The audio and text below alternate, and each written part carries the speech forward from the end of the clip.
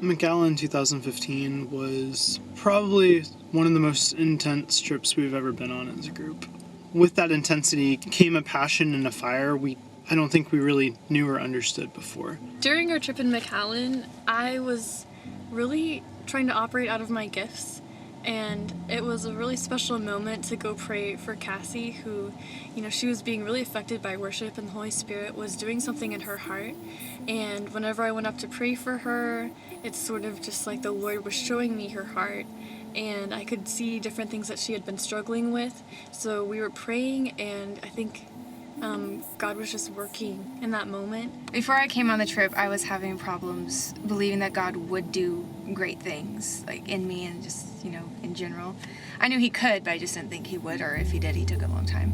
But I was one of the many people who got sick on this trip.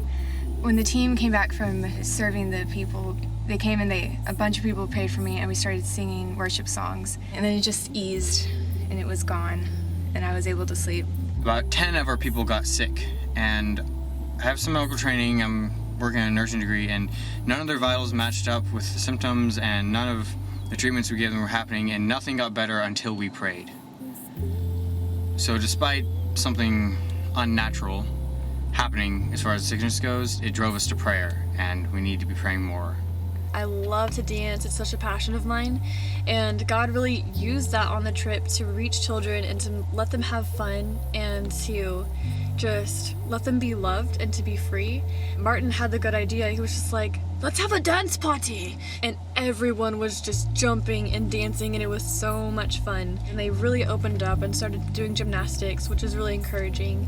Favorite moments on the trip really was just realizing how important having older people in our lives is.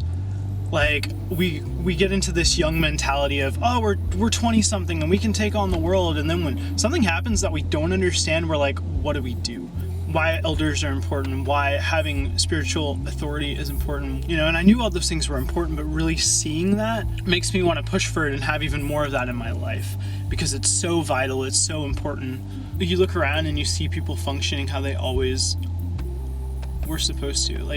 They've always been designed to do this thing, and for this group it happened to be playing with kids and kicking soccer balls and making beads and making little kids laugh and just sword fighting and just seeing the group come alive in such a refreshing and joy-filled kind of way. It represented the Lord's heart so beautifully. Encontrarás